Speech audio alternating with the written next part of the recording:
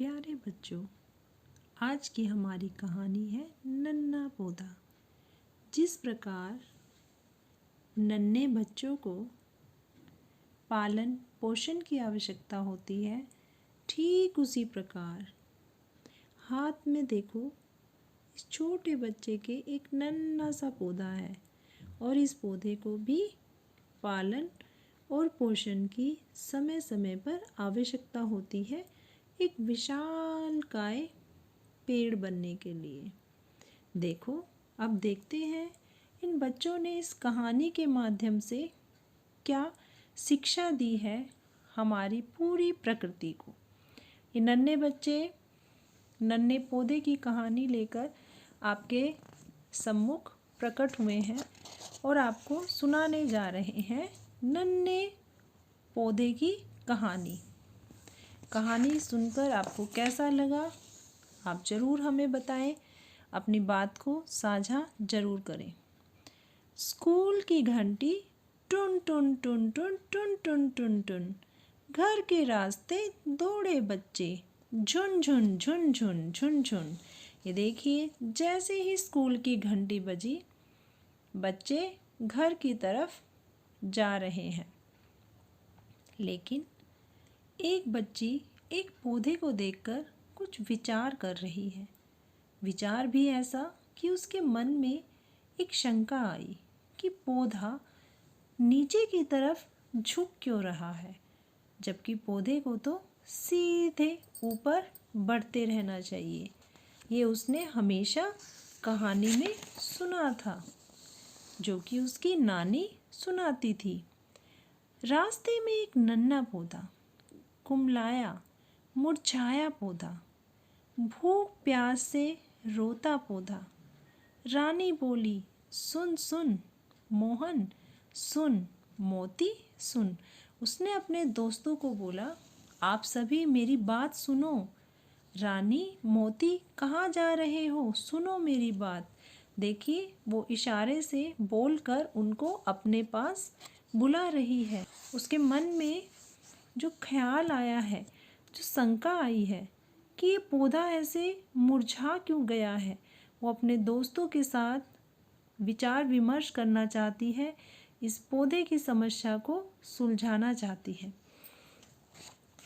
नन्हा पौधा रूठा है, जाने कब से भूखा है, पानी बिना ये सूखा है, हम सब इसको पानी दे, सन सन सन सन सन सन। ठीक उसी प्रकार जैसे छोटा बच्चा मुंह से कुछ बोल नहीं पाता, लेकिन अगर उसे हम समय समय पर खाना या उसका दूध सही समय पर ना दे तो वो रोता रहता है, या फिर बेचारा थक कर सो जाता है, या फिर वो कुछ बोलता ही नहीं है। ठीक उसी प्रकार ये नन्हा पौधा, जिसको समय पर पानी नहीं मिला, जिसको समय पर खाना नहीं मिला, तो वो मुरझा गया, क्योंकि वो अपने विचार बातों से प्रकट नहीं कर सकता। उसने अपने चित्रण द्वारा इस चीज़ को व्यक्त कर दिया कि अगर मुझे सही समय पर पानी, खाना, पोषण मिलता तो शायद मैं एक सीधा वृक्ष बनकर खड़ा होता, लेकिन मुझे ऐसा नहीं मिला, तो मैं इस समय झुक गया हूँ, जैसे मानो मैं थक गया हूँ।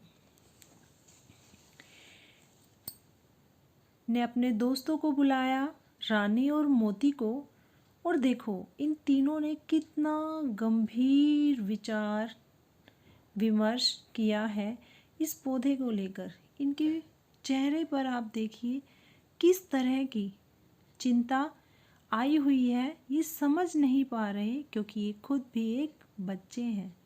लेकिन देखिए, इन बच्चों के अंदर अपनी प्रकृति को लेकर कितनी जिज्ञासा है कि जिस समय जब स्कूल से बच्चों की छुट्टी होती है, बच्चे थक कर चूर होते हैं और वो भी सोचते हैं कि जल्द से जल्द हम खाना खाएं, जल्द से जल्द हम अपने घर पहुँचें, और घर पहुंचकर हम जल्द से जल्द खाना खाएं, फ्रेश हो जाएं, टीवी देखें। लेकिन इन्होंने वो सब चिंताएं छोड़ करके इन्होंने सिर्फ और सिर्फ ध्यान दिया इस पौधे पर।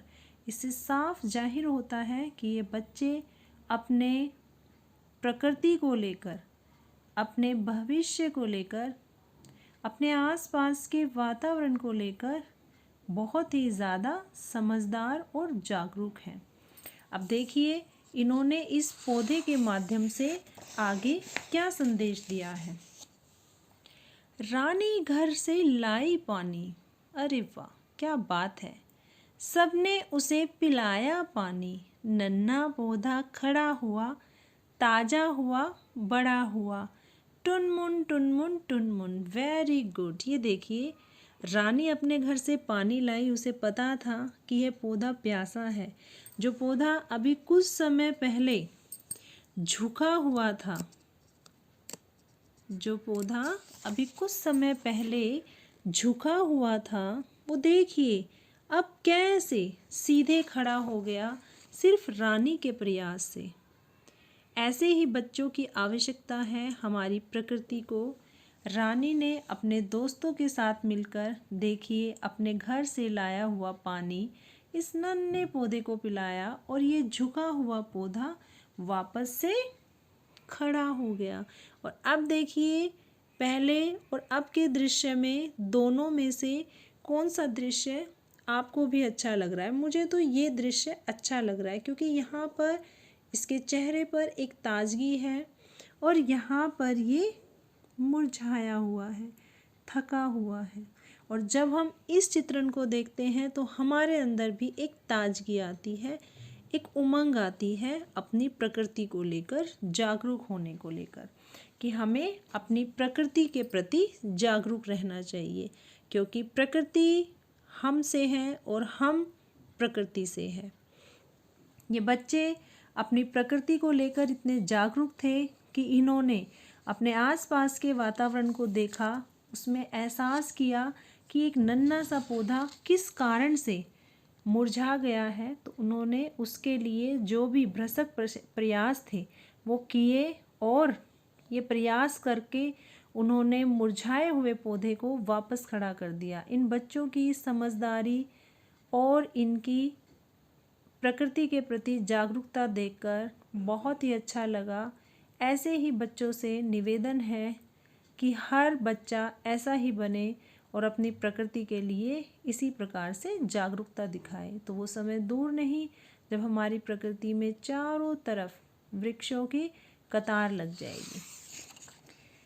मोहन खुश है, मोती खुश है, रानी सबसे ज़्यादा खुश है। खुश तो होना ही था रानी को क्योंकि उसने एक मुरझाए हुए पौधे को खड़ा कर दिया। साथ ही साथ में कबरी बकरी नाच नाच कर वह भी खुश है, झुन झुन झुन झुन। अब देखिए यहाँ पर इन बच्चों के अलावा एक जानवर भी आया है जो कि बकरी है। वो भी देखो इनकी खुशी को देखकर खुद को रोक नहीं पाई और वो भी खुश होकर के झूम रही है।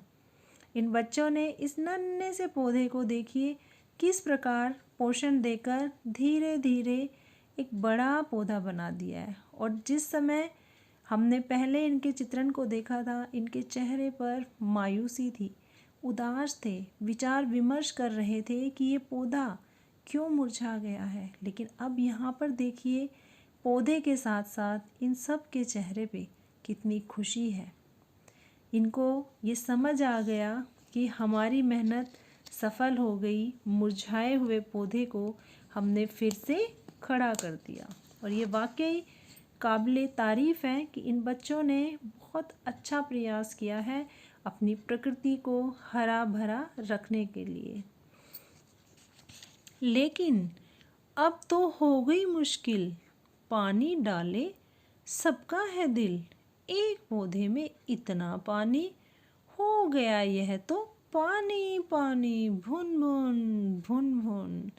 यहाँ पर देखिए इस कविता, इस कहानी के माध्यम से हमें जो संदेश दिया गया है वो ये है कि अगर हमारे आसपास कोई पौधा है तो हमें उसमें आवश्यकता से अधिक पानी भी नहीं डालना चाहिए, क्योंकि अगर आवश्यकता से अधिक हम उसमें पानी डालेंगे तो वो पौधा खराब हो सकता है। यहाँ पे रानी भी चाहती है, मोहन भी चाहता है और कजरी और बकरी भी चाहती है कि हम सब इसमें पानी डालें, लेकिन ये तो संभव नहीं है, क्योंकि जिस प्रकार हमें 1 गिलास की प्यास होती है तो हम 4 गिलास नहीं पी सकते।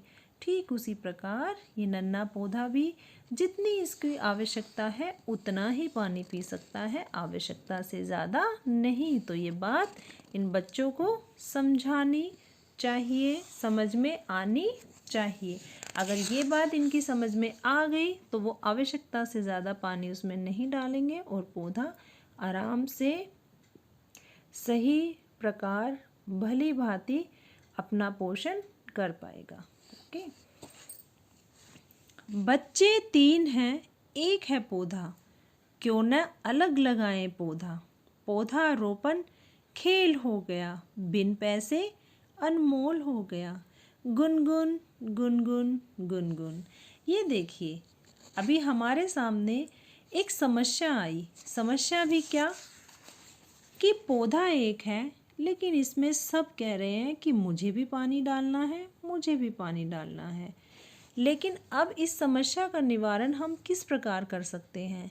तो समस्या का निवारण देखो कितने अच्छे तरीके से हमने सोचा है कि ये प्रकृति सबकी है और इस प्रकृति में सबकी साझेदारी है। तो क्यों हम एक ही पौधे में पानी डालें? क्यों हम एक ही पौधे की सेवा करें? क्यों ना हम अपनी प्रकृति में अलग अलग पौधा लगाएं, जितने हम उतने पौधे, और उसमें सब अपने अपने पौधे में पानी दे, अपने अपने पौधे का पोषण करें। तो देखिए प्रकृति में चारों तरफ हरियाली किस प्रकार आ जाएगी। अब यहाँ पर देखिए इन बच्चों ने यही कार्य किया कि एक पौधे में पानी ना डालकर तीनों ने अलग अलग पौधे लगाए और तीनों ने अपने अपने पौधे में सेवा करनी शुरू कर दी, जैसे खुदाई करना, पौधे को सही रूप में लगाना, उसके बाद उसमें पानी डालना। और इनके चेहरे पे खुशी देखिए, क्या भाव प्रकट हो रहे हैं इनके, जैसे मानो इनको अपने मन की इच्छा पूर्ति हो गई, इनके मन में जो अभिलाषा थी वो पूरी हो गई है। पौधे की लग गई कतार, नन्हे हाथों की नई बहार। पौधे बढ़कर पेड़ हो गए, हरे भरे बाग हो गए। ठंडी हवाएं करती शोर, सन सन सन सन सन सन। जब हर बच्चे ने एक एक पौधा लगाया तो वहाँ पे पौधों की कतार लग गई और नन्हे हाथों ने इनको लगाया है। तो आप जब ये चीज़ अनुमान लगा सकते हैं, छोटे बच्चे को हम कोई खिलौना ला के देते हैं तो वो बच्चा उस खिलौने को कितने प्यार से रखता है, और ये तो एक जीवित पौधा है। तो बच्चे ने उसका इतने अच्छे से ध्यान रखा कि अपने साथ साथ उसका भी विकास किया। और देखिए प्रकृति का चित्रण कुछ इस प्रकार हो गया, मन को लुभाने वाला आनंदित चित्रण। ये जो छोटा सा पौधा था वो अब बड़ा वृक्ष बन गया, और वृक्ष बनने के बाद देखिए बच्चे इस पे झूला झूल रहे हैं, मस्ती कर रहे हैं, उत्साह से अपने आप को आनंदित कर रहे हैं। इतना उत्साह इनका देख करके मन प्रसन्न हो गया कि बच्चों ने कितना अच्छा अपने लिए प्रकृति का दृश्य चुना है। और ये इन बच्चों की ही मेहनत है, जिस मेहनत को आज ये फल खाकर झूला झूलकर लाभ उठा रहे हैं। और ये पेड़ भी देखिए कितने खुश हैं, इन बच्चों ने हमें पौधे से वृक्ष बना दिया। आज हम फल दे रहे हैं तो इन बच्चों की मेहनत का ही फल दे रहे हैं। आज हम झूला झुला रहे हैं तो हमें इनको झूला झुलाने में बड़ा ही आनंद आ रहा है, क्योंकि इस समय आज हम जो भी, चाहे वो फल है, चाहे वो झूला है, चाहे वो लकड़ी है, चाहे वो कपास है, चाहे वो छाया है, सब इन बच्चों की ही माया है। ये सब हम इन बच्चों के ही कारण दे पा रहे हैं। तो प्रकृति भी इन बच्चों को धन्यवाद कर रही है और मैं भी इन बच्चों को धन्यवाद कर रही हूँ। और मैं उम्मीद करती हूँ इस कहानी को सुनने वाले और समझने वाले जो भी प्रकृति प्रेमी हैं वो सभी धन्यवाद करेंगे कि नन्हे बच्चों ने हमें इस कहानी के माध्यम से बहुत ही अच्छा संदेश दिया है। धन्यवाद बच्चों। आगे भी हम इसी प्रकार से प्रकृति से संबंधित भिन्न भिन्न कहानियाँ आपके लिए लेकर उपस्थित रहेंगे। चैनल में अगर आपको हमारी कहानियाँ पसंद आ रही हैं तो चैनल को सब्सक्राइब करना, वीडियो को शेयर करना और लाइक करना ना भूलें। धन्यवाद।